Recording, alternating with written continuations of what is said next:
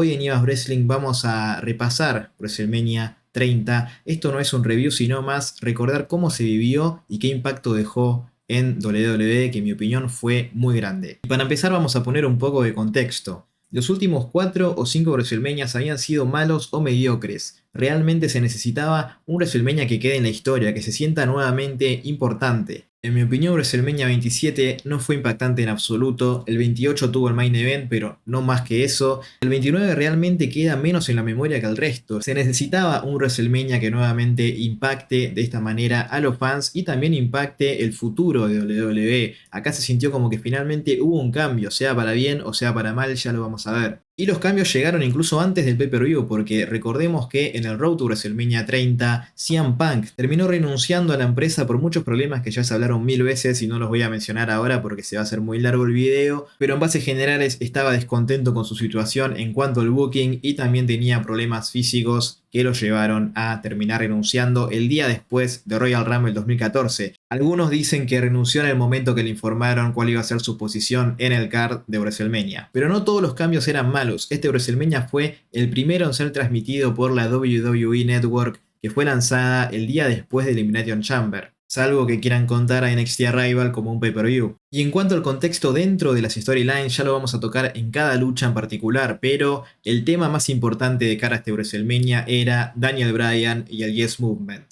El show abrió con Hulk Hogan, que era el host de WrestleMania ese año. Y lo primero que hizo fue confundirse el nombre del estadio. En lugar de decirle Superdome le dijo Silverdome, que fue el estadio donde se celebró WrestleMania 3. Por suerte la gente le dio una mano y empezaron a cantar el nombre correcto del estadio, hasta que Hulk Hogan se dio cuenta y se corrigió.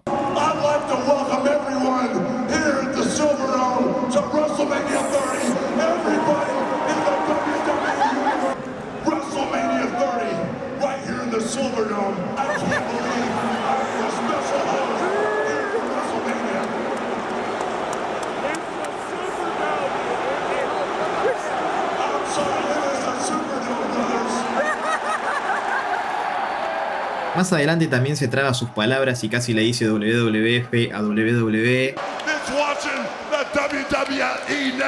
Pero la gente se lo perdona ya que esto fue un año antes de que haga sus comentarios racistas y arruine su relación con el público para siempre. Si no me equivoco, esto fue el comienzo de WWE queriendo instalar los famosos WrestleMania Moments, en lugar de dejar que ocurran orgánicamente. Pero todavía no se sentía tan invasivo y tan molesto como en años posteriores. Hogan dice que nunca sabes cuándo puede ocurrir uno de esos momentos de WrestleMania y es interrumpido por Steve Austin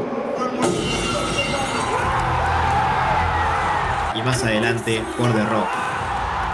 Una gran manera de arrancar el show con 3 de los nombres más grandes de la historia celebrando los 30 años de este evento. Inmediatamente el show continúa con el famoso video promocional de Daniel Bryan vs Triple H con Monster de Imagine Dragons de fondo. Uno de los mejores videos promocionales de la historia. Para mí está allá arriba con Austin vs Rock en WrestleMania 17 y Taker vs Shawn en WrestleMania 26. Solo para mencionar los WrestleMania, también hay otros que se me ocurren como el de Survivor Series 2002, la primer Elimination Chamber, ese también es buenísimo, pero bueno, algún día podemos hacer un video hablando sobre los mejores videos si les interesa, aunque sería medio complicado por el copyright, pero bueno, lo intentaremos. Un video que muestra la carrera de Daniel Bryan, no solo en WWE, sino también un poquito de las indies. Todavía WWE no se metía tan a fondo en el tema de las indies. Esta fue una de las primeras veces que mostraban videos de los luchadores antes de llegar a WWE, más allá de que eran un par de clips nada más y de ninguna empresa tan importante. Pero bueno, como dije antes, con la llegada de NXT eso cambiaría dentro de poco. El video también muestra cómo Daniel Bryan superó ciertos obstáculos, como su paso por NXT y su feudo con The Miz para pasar a ser campeón de Estados Unidos y a poco ganarse a la gente. Además hace un grandísimo trabajo porque te muestra cómo Daniel Bryan va creciendo como luchador, va creciendo su apoyo de parte del público y también le va creciendo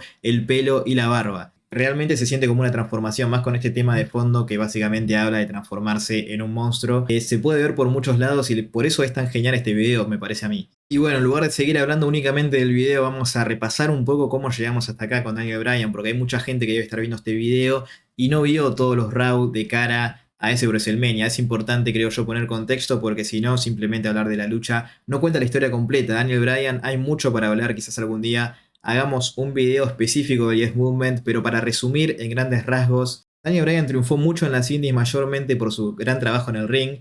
Llegó a WWE como parte de la primera edición de NXT, que era una especie de reality show donde se iban eliminando, y tenía a The Miz como su pro o su mentor en ese programa. Después de ser despedido por un incidente donde ahorcó a Justin Roberts, fue recontratado y tuvo un poco de éxito como mid-carder, pero la mayoría no esperaba que pueda pasar de ese nivel. No porque le falte algo, sino porque no era lo que WWE solía buscar en los talentos que pusheaba. Más adelante ganó el Money in the Bank y fue campeón World Heavyweight. En teoría fue campeón mundial, pero ese título ya no significaba mucho para el momento en el que lo ganó Daniel Bryan. Y no solo eso, sino que lo terminó perdiendo en 18 segundos contra Sheamus en WrestleMania, en lo que había sido su única lucha individual en WrestleMania hasta ese momento. Los fans que seguían a Bryan desde las indies y los nuevos estaban muy molestos con esta situación. Bryan seguía siendo heel y para tener un personaje molesto gritaba yes de camino al ring. Pero los fans empezaron a cantar yes junto a él, lo que llevó a que Bryan empiece a gritar no. Y de esa manera se crearon dos chants que quedaron instalados y perduraron al paso del tiempo. Incluso se siguen usando el día de hoy en situaciones que no tienen nada que ver con Daniel Bryan. Debido a este personaje sacado lo mandaron a clases de ira en Kayfabe junto a Kane, donde básicamente el terapeuta les recomendó hacer tag team y juntos ganaron los títulos en pareja. De forma accidentada, eran un dúo de comedia que funcionaba porque de un lado tenías a Kane, que era un ex campeón mundial, una leyenda básicamente, y del otro tenías a Daniel Bryan, que en el ring no tenía comparación. Entonces podían hacer comedia sin faltarle respeto a toda la división, en mi opinión. Una vez que perdieron los títulos, se separaron, pero Bryan se mantuvo como face, y ahora seguía usando el Taunt del 10, pero con toda la gente de su lado. Poco a poco se transformó en el luchador más over de toda la empresa y en el que mejor luchas daba semana tras semana. Y todo esto aumentó incluso más cuando llegó SummerSlam 2013. John Cena tenía la chance de elegir a cualquiera del roster para que luche contra él por el título en el main event.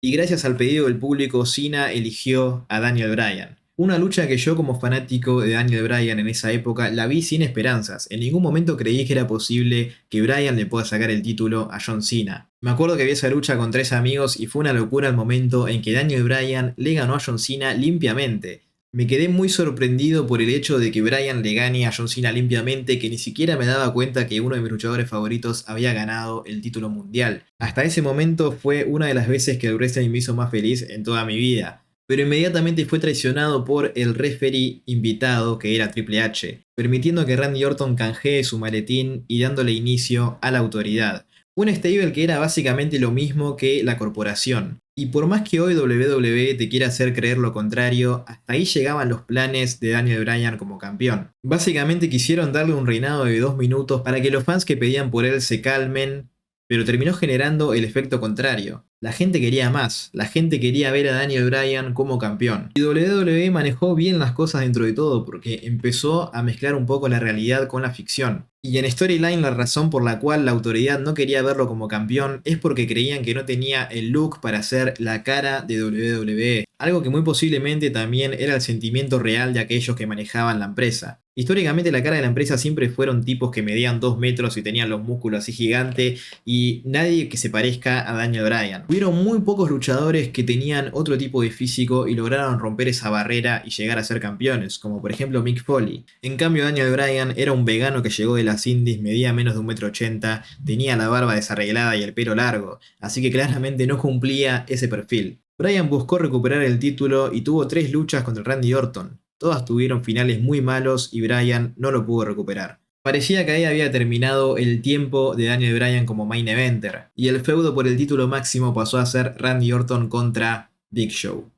Y esta es la parte más insólita en mi opinión. Había gente en backstage que creían que Daniel Bryan no estaba over, sino que lo que estaba over con el público era el taunt del yes. Así que cualquiera que lo haga también iba a estar over con esa lógica. Y por eso le dieron el taunt del yes a Big Show. Claramente no funcionó y Randy Orton contra Big Show terminó siendo uno de los peores main events de la historia. Para fin de año, Cena había vuelto y era el campeón World Heavyweight.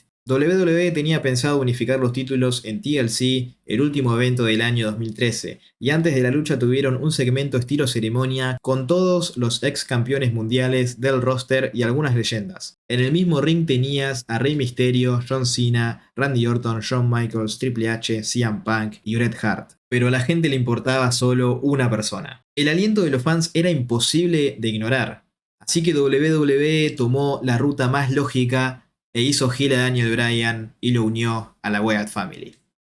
Pero aún así su popularidad seguía creciendo, y el Yes Movement ya estaba en marcha, no solo en WWE, sino que el chant había trascendido al mainstream, con un equipo de básquet de Michigan haciendo el Yes en su honor cuando estaban celebrando una victoria, algo que llegó a los noticieros en Estados Unidos y le daban crédito a Daniel Bryan. Por lo tanto, WWE, tan solo 2 semanas después de hacerlo heel, cambió los planes, y Bryan traicionó a Bray Wyatt dentro de la Steel Cage, tras una derrota contra los Usos, y tuvo una de las reacciones más grandes que vi en mi vida. La imagen de Bryan haciendo el yes arriba de la jaula con toda la gente alrededor es una de mis favoritas en mis 20 años viendo wrestling. Realmente fue uno de los mejores finales de Raw en mi opinión. El movimiento era innegable, pero WWE seguía haciendo oídos sordos, y el plan para WrestleMania 30 era que Bryan luche contra Sheamus otra vez. Mientras que el main event sería Batista, que estaba por regresar, versus Randy Orton. En Royal Rumble de ese año Bryan perdió contra Bray Wyatt, mientras que tanto Orton como Cena fueron abucheados por la gente que ya estaba cansada de ver siempre lo mismo.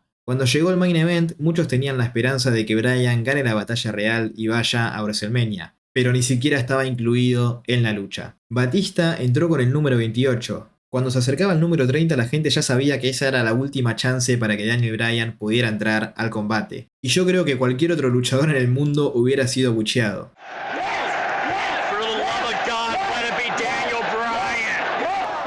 Cuando el reloj llegó a 0, entró Rey Mysterio y la gente lo abucheó por primera vez en su carrera, al igual que a todo el resto de la lucha. No ayudó que Punk fue eliminado de forma estúpida por Kane y que Roman Reigns, que en ese momento era querido por ser parte de The Shield, sea eliminado al final por Batista, lo cual lo hizo heel inmediatamente. WWE ahora tenía un main event para WrestleMania con dos tipos que eran resistidos completamente por el público. Batista no parecía estar en un buen estado físico y Randy Orton, por más que yo lo banco mucho, en esta época se sentía que estaba en piloto automático. Era muy poco interesante. La salida de CM Punk la noche siguiente al Rumble cambió todos los planes. Originalmente él se iba a enfrentar a Triple H, que ahora quedaba sin oponente. Así que la idea fue poner a Daniel Bryan en el lugar de CM Punk, para continuar el feudo que había empezado en SummerSlam el año anterior. Y a pesar de que Bryan contra la cara de la autoridad podía funcionar, todavía tenías un problema muy grande en el main event. Por más que quisieron llevar adelante la historia de Batista como face enfrentándose a Randy Orton, lo único que se escuchaba semana tras semana en esos segmentos eran abucheos para la autoridad y para Batista y alientos por Daniel Bryan. Los planes para que Batista sea el face que enfrente a la autoridad ya no tenían sentido y eran imposibles que funcionen, lo cual quedó incluso más claro en Elimination Chamber, cuando el público se puso del lado de un Alberto del Río heel por sobre Batista. La única opción que tenía WWE era ceder y darle a los fans lo que tanto pidieron. Y en un Raw de cara a WrestleMania, Daniel Bryan hizo una huelga con sus fans dentro del ring. Y dijeron que no se iban a ir y Monday Night Raw no iba a continuar hasta que Triple H acepte sus demandas. Daniel Bryan le pidió enfrentarlo en WrestleMania, y Hunter no tuvo más opción que aceptar. Pero más adelante Bryan agregó que el ganador de esa lucha se metería en el main event esa misma noche. Finalmente los fans lograron cambiar el destino de un WrestleMania que estaba destinado a fracasar. Y después de toda esa introducción gigante, finalmente llegamos a la primera lucha, que fue Daniel Bryan vs Triple H. Después de que Triple H haga su entrada, acompañado por Sasha Banks, Alexa Bliss y Charlotte, que hicieron de extras, el estadio se cayó abajo con la entrada del héroe del pueblo, Daniel Bryan. Más allá de que la historia y el contexto para esta lucha era inmejorable, la lucha en sí también estuvo muy buena. Esta fue la historia del underdog que siempre quiere contar WWE, pero fue construida de forma orgánica y con el protagonista ideal. Por eso se siente tan auténtica, en mi opinión. Y es un ejemplo claro de una de las mejores cosas que tiene el wrestling, que es cuando se mezcla la realidad con la ficción, y es difícil poner el punto exacto donde termina una cosa y empieza la otra. La secuencia final de esta lucha es increíble, y siempre me vuelve loco el momento exacto donde conecta la Running Knee, y toda la gente se levanta al mismo tiempo.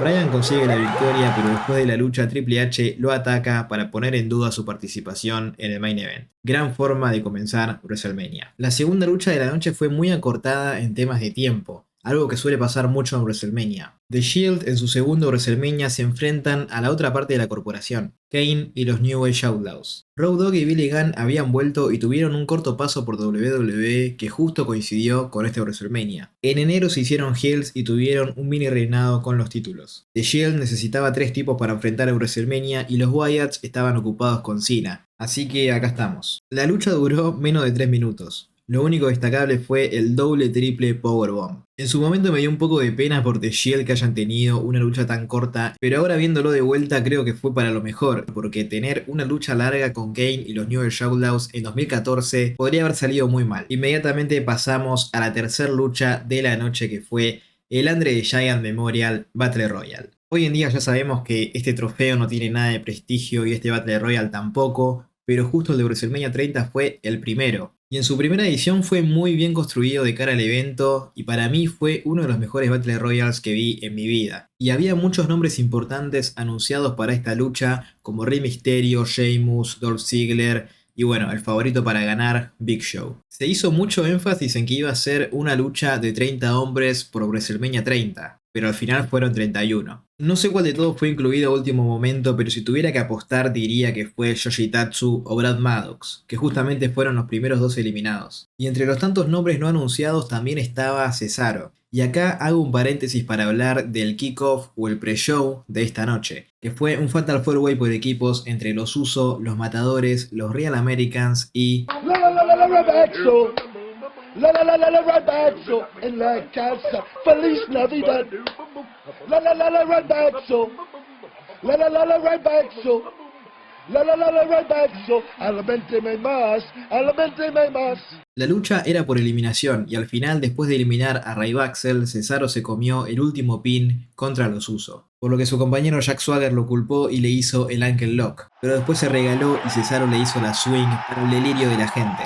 Yo como fan de Cesaro ya estaba muy contento con su participación y nunca me hubiera esperado que aparezca en el Battle Royale. Siguiendo con la batalla real, los únicos dos que tuvieron entrada fueron Big Show y Sheamus, lo cual los plantea como los favoritos. Al principio había tanta gente que lo único que se podía destacar eran las eliminaciones. The Miz fue eliminado por la Cobra, Justin Gabriel cayó durísimo, Big Show eliminó a R-Truth de la misma manera que lo hizo en los Rumbles 2001 y 2009, Cody eliminó a Damien Sandow terminando ese feudo para siempre, y Fandango eliminó a Big E, el campeón intercontinental en ese momento. La gente todavía bancaba a Fandango un año después de que le ganó Chris Jericho en su debut, y tuvo su momento con la gente cantando su canción hasta que Sheamus lo eliminó. Y acá pasó algo que siempre me llamó la atención pero no vi que mencionen en ningún lado. Sin Cara nunca fue eliminado. Después de un pisotón de Alberto del Río pasa por debajo de las cuerdas y después es empujado hacia afuera. Así que el ganador real de esta lucha es Sin Cara. Cuando quedan los últimos 7 hace muy buenas secuencias entre todos y es uno de los mejores finales que vi en un Battle Royale. Kofi tiene una de sus mejores salvadas en esta lucha, cuando vuela hacia afuera pero sus pies caen en la escalera. Cada uno de los finalistas tuvo su momento de brillar antes de ser eliminado. Y no me suele gustar cuando dos luchadores se eliminan el uno al otro al mismo tiempo, pero en este caso lo ejecutaron a la perfección. Sheamus levanta al Río después de la llave de brazo y ambos pierden el balance para caer hacia afuera. Y de un momento para el otro tenemos a los dos finalistas, Cesaro y Big Show. Todo el mundo se pone de pie y del lado del suizo. Incluso abuchean cuando parece que Big Show va a ganar.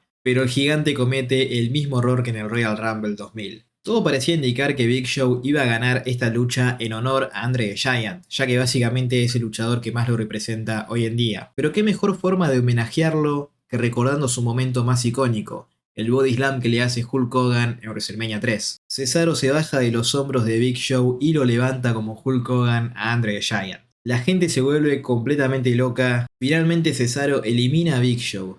Y en una sola noche parecía que Cesaro salió de lo más abajo de la división Tag Team para llegar a lo más alto del midcard o incluso más arriba. Se necesitaron 5 árbitros para subir el trofeo al ring, pero Cesaro lo pudo levantar por su cuenta. Y obviamente, como cada vez que hay un trofeo en el wrestling, Jack Swagger lo rompió el día siguiente. Y a pesar de que parecía imposible, WWE arruinó completamente este push. En el Raw después de WrestleMania, Cesaro abandonó definitivamente a Seth Coulter y se unió a Paul Heyman. Algo que parecía ideal para él, ya que su punto flojo era el micrófono, así que Heyman lo podía ayudar. Pero esa no era la intención. Lo que buscaron era que simplemente Paul Heyman pueda aparecer en televisión más seguido para recordarle a todos lo que hizo Brock Lesnar en este WrestleMania. Vince seguía sin creer en Cesaro y lamentablemente nunca cambió de parecer, ya que después de esto Cesaro nunca ganó un título individual en WWE, y eso que estuvo 8 años más. Ser fan de Cesaro era muy difícil y si quieren en algún video podemos repasar toda su carrera en WWE, pero al menos por una noche fui feliz.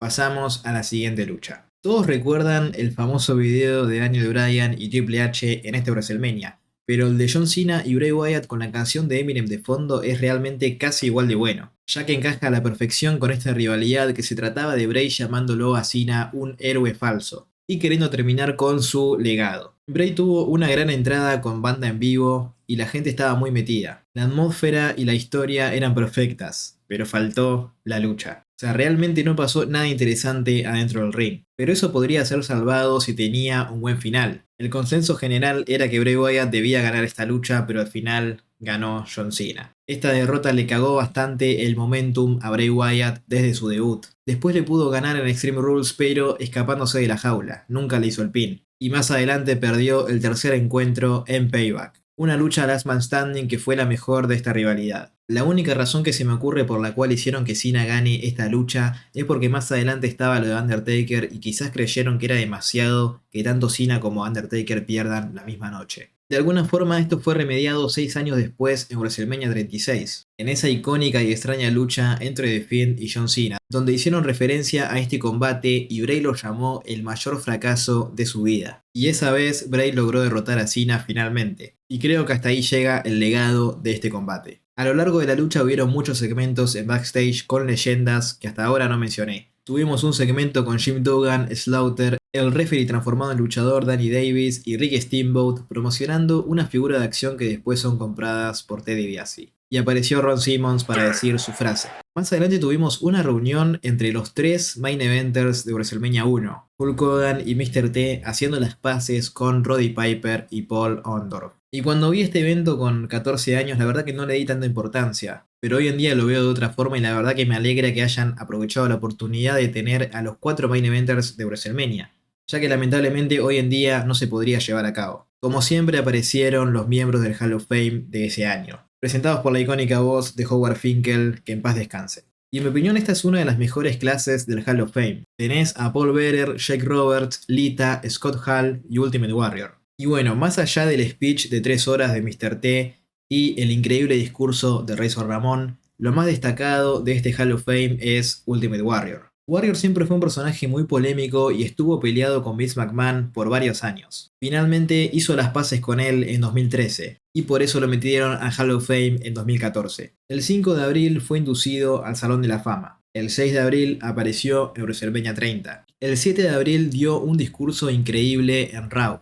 Y el 8 de abril Ultimate Warrior falleció. Es realmente un caso increíble y más cuando volvés a escuchar esa última promo de Ultimate Warrior. Fue como si se estuviera despidiendo de los fans. Por primera vez una promo de Ultimate Warrior tenía todo el sentido del mundo. Básicamente dijo, ningún talento de WWE se convierte en leyenda por su cuenta. El corazón de todo hombre un día late su último latido, sus pulmones respiran su último aliento, y si lo que ese hombre hizo en su vida hace que la sangre pulse por el cuerpo de otros y les hace creer más profundamente en algo más grande que la vida misma, entonces su esencia y su espíritu será inmortalizado. Ustedes son los que crearon la leyenda de Ultimate Warrior, y el espíritu del Ultimate Warrior vivirá forever.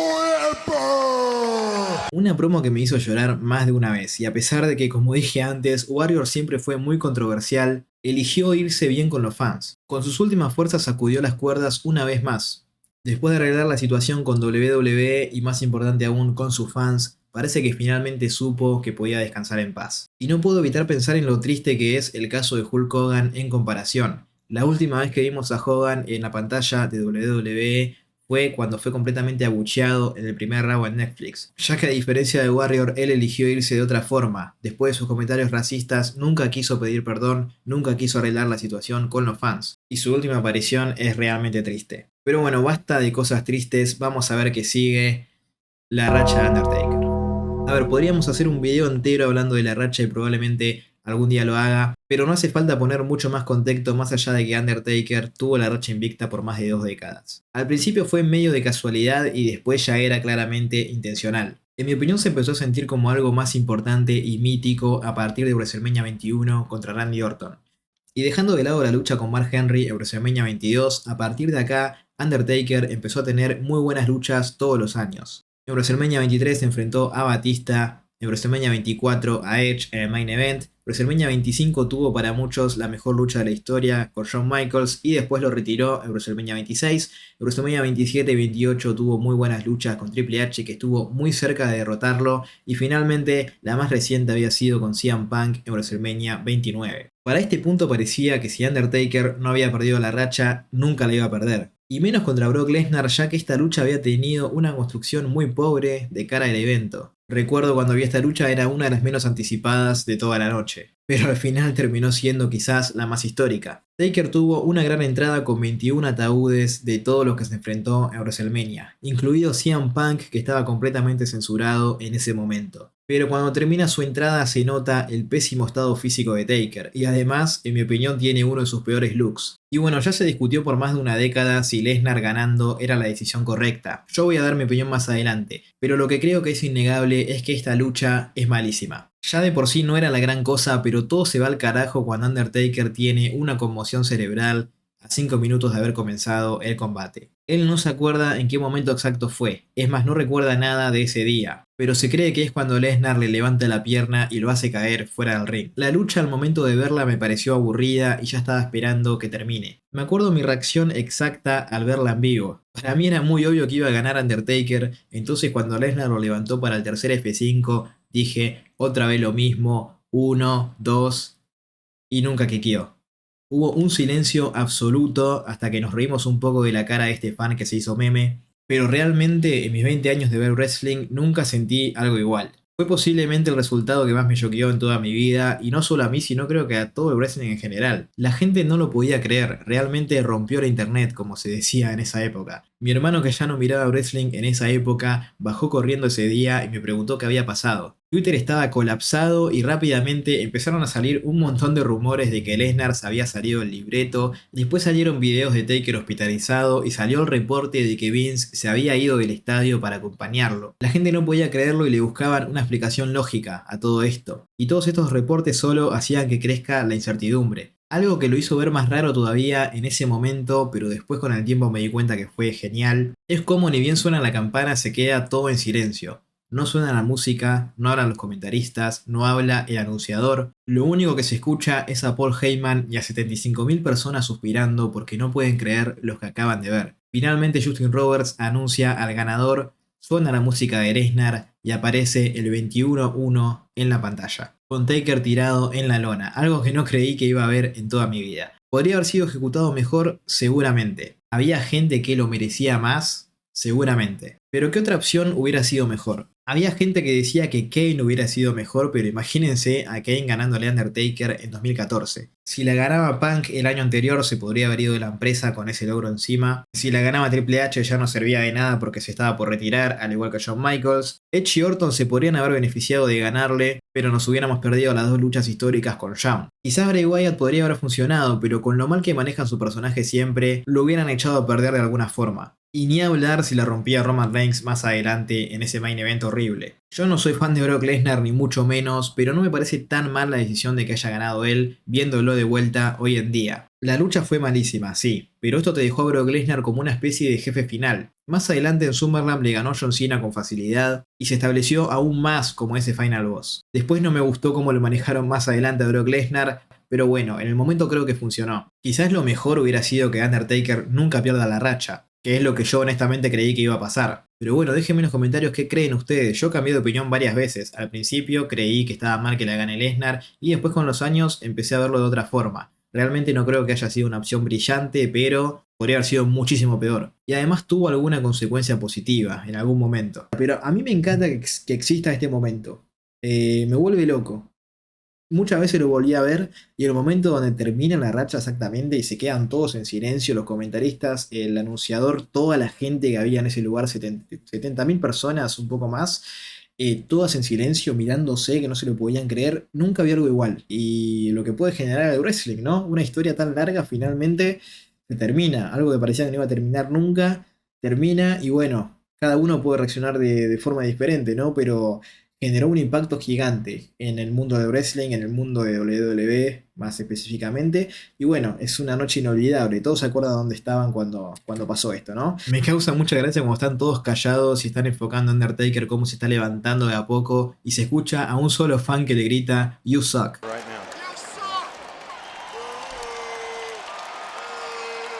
es realmente el hater definitivo. Es una lástima que la racha haya terminado con una lucha tan mala después de la seguidilla de luchas increíbles que venía teniendo Undertaker. Pero bueno, la verdad es que estaba fuera de estado y la conmoción cerebral no le dejó ninguna chance. Y también me molesta un poco que haya sido con este look horrible de Undertaker. Realmente ni parecía que era él. Y bueno, se terminó la racha. El público está devastado, completamente muerto. Manden a las divas. Hay que meter todo el roster en el card y ya que las mujeres no pueden estar en el Andre the Giant Battle Royale, hagamos un fatal de 14 esquinas. El Vicky Guerrero Invitational donde AJ Lee defendía su título contra 13 minas. La lucha no fue tan mala, hicieron lo que pudieron en el peor contexto posible.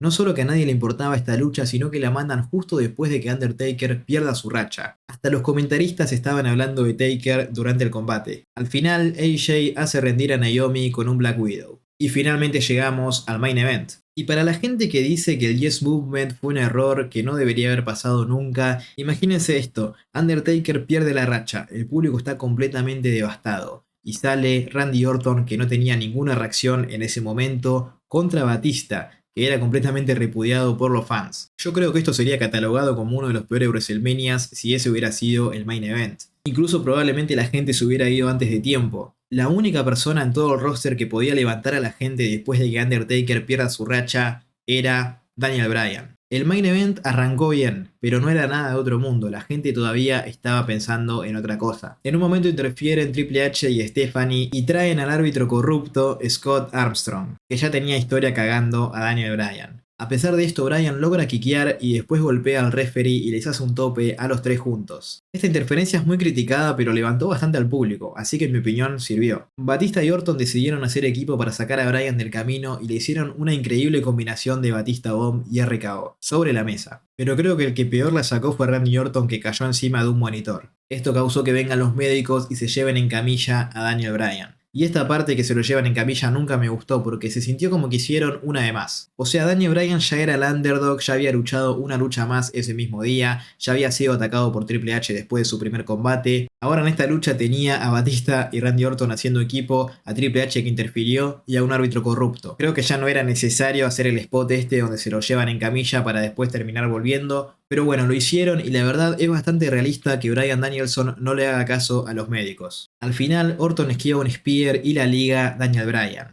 RKO a Batista que quiquea en 2. Orton busca la punt kick pero se come un rodillazo y Batista casi se roba la victoria. La gente revivió completamente. Y finalmente, después de un Batista Bomb a Randy Orton, aparece Bryan de la nada con un rodillazo, un yes lock y tap out Batista. Tap out Batista.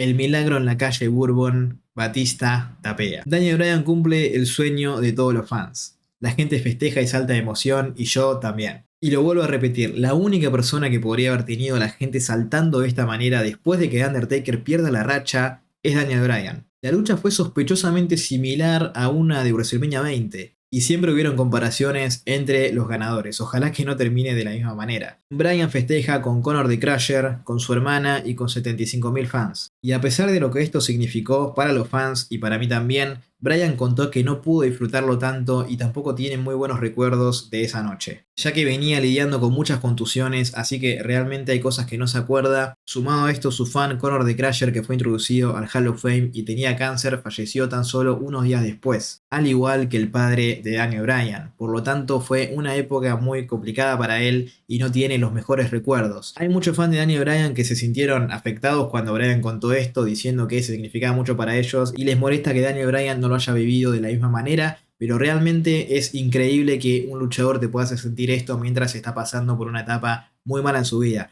Realmente cuando me enteré de esto viendo las entrevistas de Daniel Bryan, al principio quizás sentí que perdía un poco el significado, pero ahora hoy en día siento que lo enaltece incluso más. Se habla mucho de que esto arruinó para siempre a los fans de WWE, pero yo creo que por otro lado los últimos grandes momentos de WWE no hubiera sucedido si no era por los fans. Yo creo que sin el Yes Movement nunca hubieras tenido a Seth Rollins ganando el título en WrestleMania 31. No tenías a Cody Rhodes en WrestleMania 39 y menos en WrestleMania 40. y posiblemente quizás ni siquiera tendrías a AJ Styles en WWE. Y además esta victoria concluyó una de las historias más interesantes y entretenidas que vi yo en mis 20 años de ver esta empresa. Ver WWE en esta época se sentía muy emocionante y quizás si le sacás a Daniel Bryan y dejás todo lo demás como está, era bastante nefasta. Su historia fue la que le agregó interés y emoción a todos los shows semanales y pay-per-views de la época. Incluso cuando él no aparecía, era lo único que había en la cabeza de los fans. Y a pesar de que a WWE en esa época y siempre le gustó morir con la suya y creerse más inteligente que los fans, esta vez no tuvieron más opción que dar el brazo a torcer. Los fans fueron tan ruidosos e insistentes que finalmente WWE los escuchó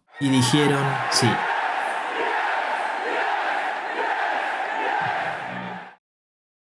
Se sabe que el reinado de Daniel Bryan con estos títulos no fue para nada bueno, ya que su lesión en el cuello lo hizo tomarse un tiempo fuera y posteriormente retirarse. Pero es un caso más donde el camino al título es mejor que el reinado. Esta es una de las noches que más disfruté en el wrestling. Y no solo porque ganó Daniel Bryan y Cesaro, que son de mis favoritos, sino también porque podía realmente creer lo que estaba viendo en la pantalla. Yo ya sabía que el wrestling era falso, pero desde que empezaba el show hasta que terminaba podía fingir que era real, podía tener esa inmersión dentro del producto, sin que nadie interrumpiera para decirme que es falso ni salirse del libreto. En mi opinión no es un WrestleMania sobrevalorado, hay que tener en cuenta que veníamos de muchos WrestleManias malos, como dije antes, desde el 25 al 29 no hay ninguno que se le acerque a esta edición, y disfruté mucho volver a verlo para hacer esta especie de review. Si les trajo recuerdos de esa noche pueden dejármelos en los comentarios, y también me interesan las opiniones de los que no vivieron este show en tiempo real, también me lo pueden dejar en comentarios. Así que si les gustó el formato pueden dejar su me gusta y suscribirse para más videos así. Esto fue